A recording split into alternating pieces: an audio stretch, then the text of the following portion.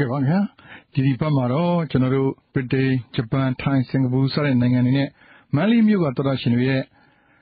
သမ္မတရဲ့လူငင်းချန်တာခွင့် NLD ရဲ့ခမောက်တစိတ်သုံးဆွဲမှု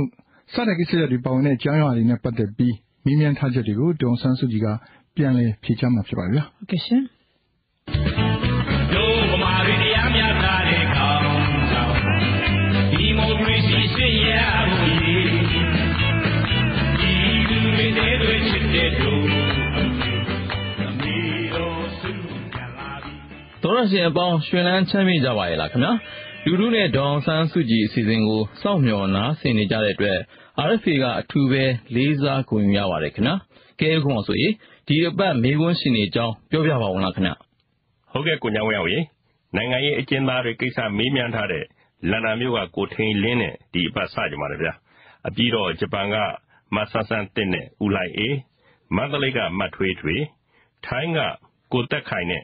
စင်ကာပူကကိုချမ်းမြေတို့ရဲ့မိကွန်းတွေကိုအစဉ်အတိုင်းတင်ဆက်ဖို့ကျွန်တော်ပြင်ထားပါတယ်ဗျာဟုတ်ကဲ့ပါ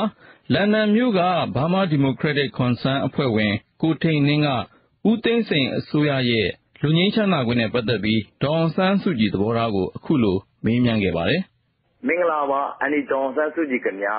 မြန်မာပြည်မှာတည်တာတဲ့အမျိုးသားပြန်လည်တည်မြဲရေးရဲ့လက္ခဏာအဖြစ်နိုင်ငံရေးကျင်းသားများအားလုံးလွတ်မြောက်ရေးကိုအားလုံးလူလားကြပါတယ်ကျွန်တော်တို့ Burma Democratic Concern မှာလည်းအန်ဒီတို့ရဲ့ဩဝါဒအောက်မှာနိုင်ငံရေးကျင်းသားအားလုံးလွတ်မြောက်ရေးလက်မှတ်ရေးထိုးလှုပ်ရှားမှုကိုလှုပ်ဆောင်နေပါတယ်ဒါပေမဲ့ဦးသိန်းစိန်အစိုးရနိုင်ငံရေးကျင်းသားတွေကိုမလွတ်ပဲတစ်နှစ်ပဲလျှော့လိုက်ပါတယ်လို့သိရပါတယ်ဒါနဲ့ပတ်သက်ပြီးအန်ဒီရဲ့သဘောထားကိုသိကျင်ပါတယ်ခင်ဗျာကျေးဇူးတင်ပါတယ်ခင်ဗျာဟုတ်ကဲ့ကိုညာဝင်းအောင်ရေအကျဉ်းသားတွေကိုလျှော့ရတစ်နှစ်ပေးလိုက်တဲ့လူငင်းချမ်းသာခွင့်ဆိုတာမြန်မာသမိုင်းမှာဒီတစ်ခါပဲရှိဘူးတယ်ဗျဥနုအစိုးရလက်ထက်ဗိုလ်ချုပ်နေဝင်းအစိုးရပြီးတော့စစ်အစိုးရအဆက်ဆက်မှာဒီတဲ့အစများစွာပို့ပြီးလျှော့ရပေးတာမျိုးတွေအားလုံးဒီပါလွတ်ထားမျိုးတွေပဲကျွန်တော်တို့ကြုံဘူးကြားဘူးပါတယ်ဗျာဟုတ်ပါရဲ့ဥက္ကမောင်ဆိုရင်အစိုးရအသစ်ကိုသိပြီးအကောင်းမြင်ကြသူတွေကတော့မှန်းချက်နဲ့နှမ်းအတွက်လွဲတော့တာပဲဗျကဲဒေါအောင်ဆန်းစုကြည်ဖြစ်ကိုနားဆင်အောင်လားဗျာကောင်းပါဗျာကြားပါရစေလွတ်မဲ့အကျဉ်းသား1000ကျော်ထဲမှာနိုင်ငံရေးအကျဉ်းသားက40တောင်မပြည့်ဘူးလို့ကြားရပါတယ်အင်းစိန်ကျင်းထောင်မှာအခုထိအသေးချာလွတ်လာတဲ့2096ယောက်ထဲမှာတော့နိုင်ငံရေးအကျဉ်းသားက9ယောက်ပဲပါတယ်လို့သိရပါတယ်ဒါဟာအန်တီတို့လူချင်းနဲ့လူငင်းချမ်းသာခွင့်မျိုးမဟုတ်ပါဘူးဒါကြောင့်အခုအစိုးရသစ်ကတကယ်ပဲဒီမိုကရေစီလိုလားမှုရှိမရှိကလည်းစဉ်းစားစရာဖြစ်နေပါတယ်နိုင်ငံရေးအကျဉ်းသားတွေအားလုံးလွတ်မြောက်ရေးအတွက်လက်မှတ်ထိုးရေးလှုပ်ရှားမှုကိုအရှိန်အဟုန်နဲ့တိုးပြီးတော့လုပ်ပေးစီကြပါတယ်ဟုတ်ကဲ့ဒါကတော့ကျွန်တော်တို့ပြီးခဲ့တဲ့2ရက်လောက်ကဒေါအောင်ဆန်းစုကြည်ထံကအဖြေရယူခဲ့တာပါဒီနောက်ပိုင်းမှာနိုင်ငံရေးကျင်းသားအနည်းငယ်ထပ်ပြီးလွတ်တယ်ဆိုတဲ့သတင်းတွေတော့ကျွန်တော်တို့ရထားပါတယ်ခင်ဗျာကဲခုမောင်ဆိုရင်အခုတခါဂျပန်ကမတ်ဆန်းဆန်းတစ်ရဲ့မိကုန်းကိုတင်ဆက်ကြအောင်လားခင်ဗျာသူကတော့တပင်းတိုက်ခိုက်မှုအပြီးသဘောတူညီချက်တွေကိုအစိုးရဘက်ကဖျက်သိမ်းခဲ့တာနဲ့ပတ်သက်ပြီးမေးမြန်းထားတာပါဟုတ်ကဲ့ဘယ်လိုများပါလိမ့်ဗျာ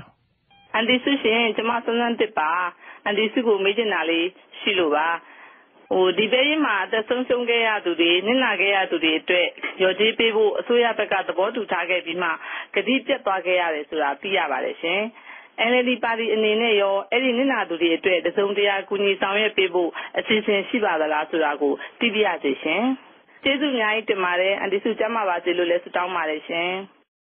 အခုလိုလူတွေအသက်သေးကြီးအနာရရဖြစ်တဲ့ကိစ္စဆိုတာအခြားနိုင်ငံတွေမှာတော့နစ်နာကြေးသိန်းနဲ့တန်းနဲ့ပေးရလိမ့်ရှိတာမျိုးပဲကုမောင်ဆိုရ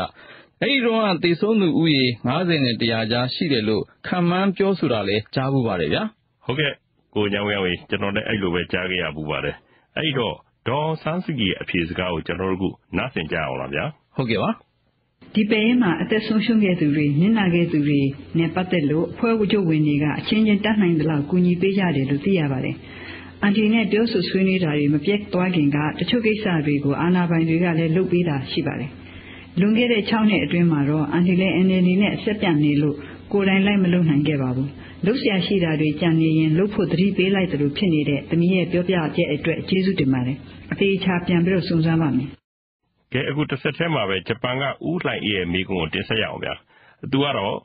NLD ပါတီကခွဲထွက်သွားခဲ့တဲ့ NDF ပါတီရဲ့လှုပ်ဆောင်ချက်တွေနဲ့ပတ်သက်ပြီ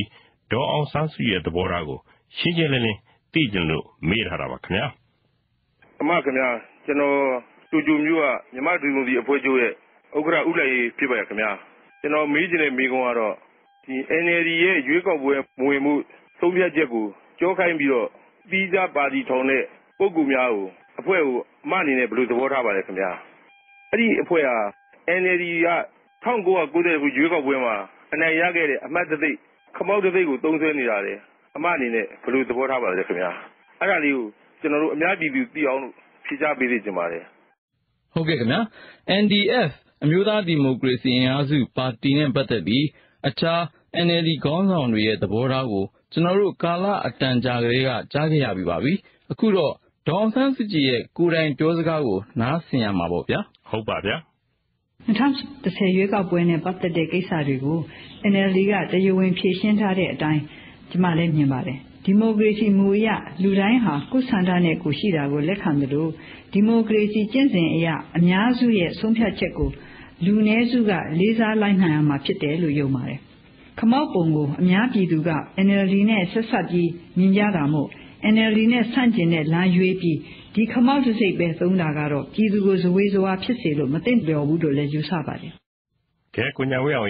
NDF ပါတီနဲ့ပတ်သက်ပြီးတော့မန္တလေးကမထွေးထွေးကလည်းအခုလိုမေးထားသေးတယ်ခင်ဗျာဒီဆိုကျွန်မမိန်းကလေးတစ်ခုမေးပြပါတယ်ရှင်လာမယ့်2015ရွေးကောက်ပွဲမှာ NDF နဲ့လက်တွဲဖို့စိတ်ကူးရှိပါလားရှင်ကျေးဇူးတင်ပါတယ်ရှင်ဟုတ်ကဲ့ဒေါ်အောင်ဆန်းစုကြည်ရဲ့အဖြေကတော့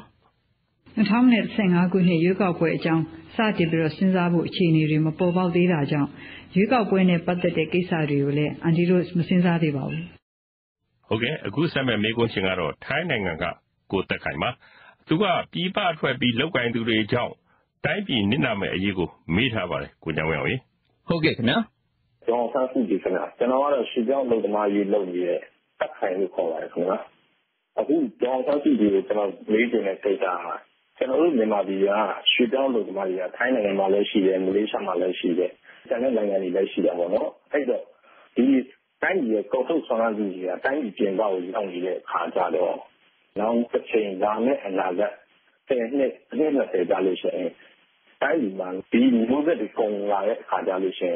်အလုံးသမားရှားပါတဲ့ပြဿနာကြီးရှိလာတယ်လို့တိုင်းပြည်ရဲ့စစ်တပ်အတွက်တော့မှသိနေကြမယ်လူငယ်လူရွယ်တွေမရှိလို့ကလေးတငယ်တွေအစားလိုက်ဖမ်းဆီးပြီးစစ်တပ်ရဲ့တွင်းရတဲ့အနေအထားမျိုးတွေရှိတယ်ကျွန်တော်တို့စိုးရင်ကတခုရှိတာ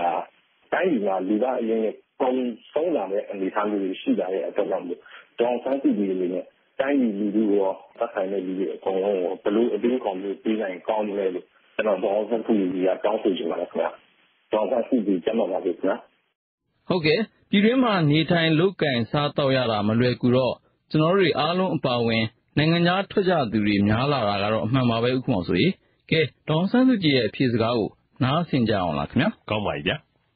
ကျမတို့နိုင်ငံရဲ့လူသားအရင်းမြစ်တွေကျဆင်းနေတာမြန်မာနိုင်ငံအလုပ်သမားတွေနိုင်ငံပြင်ပကိုရောက်သွားရုံကြောင့်မဟုတ်ပါဘူးနိုင်ငံတွင်းမှာရှိတဲ့လူတွေရဲ့လုပ်ကိုင်ရေးမြင့်တင်စေမဲ့ကျန်းမာရေးပညာရေးကဏ္ဍတွေမှာရင်းနှီးမြှုပ်နှံမှုအားအင်တာနက်နေတာကလည်းအဓိကချက်ဖြစ်ပါတယ်ဒါတွေအားလုံးကိုအချိန်မီမပြုပြင်ရင်အနာဂတ်မှာပြဿနာတွေဘယ်လောက်ကြီးမလဲဆိုတာပြည်သူတွေကသတိချပြီးလိုအပ်တဲ့ပြုပြင်မှုတွေဖြစ်ပေါ်ရေးအတွက်ကြိုးပမ်းလုပ်ဆောင်ရမှာဖြစ်ပါတယ်ကျမတို့လူဒီမိုကရေစီအဖွဲ့အစည်းတွေကသာလုပ်ယုံနဲ့မလုံလောက်ပါဘူးပြည်သူတွေကလည်းဝိုင်းပြပါရမယ်ဆိုတာကိုနားလည်သဘောပေါက်အောင်လို့ NLD ကစ조사နေသလိုကိုတက်နိုင်တို့လိုလူမှုရေးနိုင်ငံရေးအမြင်ရှိသူတွေကလည်းဝိုင်းပြီးတော့စ조사ပေးစီကြပါတယ်ဟုတ်ကဲ့ခင်ဗျာအခုဆက်လက်ပြီးကျွန်တော်တို့ဒီအပတ်နောက်ဆုံးအဖြစ်စင်ကာပူကဦးချမ်းမြေရဲ့မိကွန်းကိုတင်ဆက်ပါရစေမြန်မာပြည်မှာနေရာတကာလက်စားမှုတွေတိုးပွားနေတာနဲ့ပတ်သက်ပြီးမေးထားပါတယ်ကိုညာဝင်းအောင်ဟုတ်ကဲ့ပါကျွန်တော်ကတော့စင်ကာပူကချမ်းမြေပါမေစုကိုမေးကျင်တဲ့မေးခွန်းကတော့ဒီသမားပြည်မှာနေရာတိုင်းမှာဒီလက်စားမှုတွေဖြစ်တယ်ပေါ့နော်လက်ပေးလက်ယူမရှိဘဲနဲ့ဘလို့မှအလုပ်လုပ်လို့မရပါဘူးနေရာတိုင်းမှာဒီလူကြီးအိမ်ကိုသွားမယ်ဆိုရင်တော့မှဒီမဘုံတဘုံကဘာလို့ရှိလို့ရှိရင်သွားလို့မရဘူးအာဇီးကတ်တယ်ပေါ့သွားတာဘာမှဖြစ်မလာဘူးပေါ့နော်အဲ့လိုမျိုးအခြေအနေမှာရှိပါတယ်ဘယ်နေရာဟိုပဲသွားအနည်းဆုံးကတော့ဒါပတ်စံတော့ပေးရတာပဲဒါကိုလည်းပြည်သူတိုင်းကသိကြတယ်မပေးဘလို့မှဖြစ်ဘူးဆိုတာဒီလိုဒါလုံးလုံးတင်လို့ဖြစ်နေကြတယ်တိုင်းပြည်ကရုတ်တရက်ပြောင်းလဲသွားလို့ရှိရင် လက်ပေးလက်ယူကိစ္စကတော့ဒီချက်ချင်းပြောင်းလဲတော့မှာမဟုတ်ဘူးဒီတစ်ဖြည်းဖြည်းပြောင်းလဲသွားအောင်ဘလို့များလှုပ်ဆောင်ရင်ကောင်းမလဲလို့မေစုကျွန်တော်တို့ကမေးကြပါတယ်လက်ပေးလက်ယူမှုတွေဘယ်တော့မှများပပျောက်သွားမလဲဆိုတာစိတ်ဝင်စားစရာပါဗျာတန်းကျေတွေမှာလက်ပေးလက်ယူကျဲပြန့်နေရတဲ့အကြောင်းကတော့အစိုးရအဖွဲ့ဝင်တွေအပါအဝင်ယာဒူးကြီးပုဂ္ဂိုလ်တွေကိုယ်တိုင်ကလက်ပေးလက်ယူမကင်းလို့ဖြစ်ပါတယ်ဒီတော့ဓာတွေရဆဲသွားဖို့ဆိုရင်ပထမဦးဆုံးယာဒူးကြီးအပိုင်းကအားလုံးလက်ပေးလက်ယူကင်းဖို့လိုပါမယ်ဒုတိယအဆင့်အနေနဲ့ဝန်ထမ်းတွေကိုမိမိတို့တာဝန်ဝတ္တရားတွေနဲ့စီလျော်ပြီးနေထိုင်စားသောက်မှုစရိတ်နဲ့ကိုက်ညီတဲ့လခတွေပေးရပါမယ်ဒါအတွက်တိုင်းပြည်ဗန္ဒာတောင်းဖို့တော့လိုမှာပါဒီချက်တစ်ချက်တည်းနဲ့လေလက်ပေးလက်ယူကပျောက်သွားမှာမဟုတ်ပါဘူးထမှန်လိုအပ်မဲ့ဆောင်ရွက်ချက်တွေကတော့တင့်တော်တဲ့စီမင်းစည်းကမ်းတွေဥပဒေတွေအရာအရေးယူတာတွေနဲ့စာရိတ္တမြင့်တင်ရေးလုပ်ငန်းတွေဖော်ဆောင်တာဖြစ်ပါတယ်တကယ်ကိုခက်ခဲနဲ့လုပ်ရမှာပါဆိုတာအခုကလေးကခန့်မှန်းလို့ရပါတယ်ဟုတ်ကဲ့ခင်ဗျာဒေါ်အောင်ဆန်းစုကြည်ဒီအဖြေစကားနဲ့ပဲဒီပတ်လူထုနဲ့ဒေါ်အောင်ဆန်းစုကြည်အစီအစဉ်ကိုရန်နာပြစေအချိန်ယူဖြေချပေးခဲ့တဲ့ဒေါ်အောင်ဆန်းစုကြည်မိကွန်းရှင်တွေနဲ့တော်တာချင်းအားလုံးကို RFA ကကျေးဇူးအထူးတင်ရှိကြောင်းပြောကြားခွင့်ပြုပါခင်ဗျာ RFA ကလူထုနဲ့ဒေါ်အောင်ဆန်းစုကြည်အစီအစဉ်ကိုအပတ်စဉ်တောက်ကြနေ့ညတိုင်းနဲ့ဗုဒ္ဓဟူးနေ့မနက်တိုင်းတင်ဆက်နေပါတယ်ခင်ဗျာဒီအစီအစဉ်ကနေပြည်သူတွေသိချင်တဲ့မေးခွန်းတွေကိုဒေါ်အောင်ဆန်းစုကြည်ကိုယ်တိုင်ဖြေကြားပေးနေတာဖြစ်ပါတယ်ခင်ဗျာ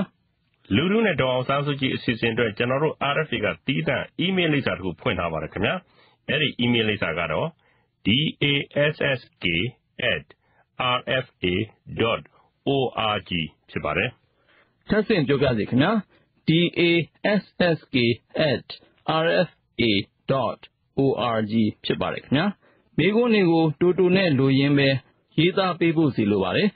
ပေးဖို့တဲ့စာထဲမှာဆက်သွယ်ရမယ့်တယ်လီဖုန်းနံပါတ်နဲ့အမည်ကိုဖော်ပြပေးစီလိုပါတယ်ခင်ဗျာအဲဒီတယ်လီဖုန်းနံပါတ်ကိုကျွန်တော်တို့ကပြန်လည်ဆက်သွယ်ပြီးသောတာချင်းကာယကံရှင်များရဲ့မိခွန်းတွေကိုအတန်ဖမ်းယူပြီးတော့ဒေါ်အောင်ဆန်းစုကြည်ရဲ့ဖြေကြားချက်နဲ့အတူပူးတွဲတင်ဆက်မှာဖြစ်ပါတယ်ခင်ဗျာသောတာချင်းအားလုံးဘေးရန်ခတ်သိမ်းကင်းငြိမ်းကြပါစေခင်ဗျာလာမယ့်အပတ်မှာကျွန်တော်တို့ပြန်ဆောင်ကြသေးတာပေါ့ခင်ဗျာ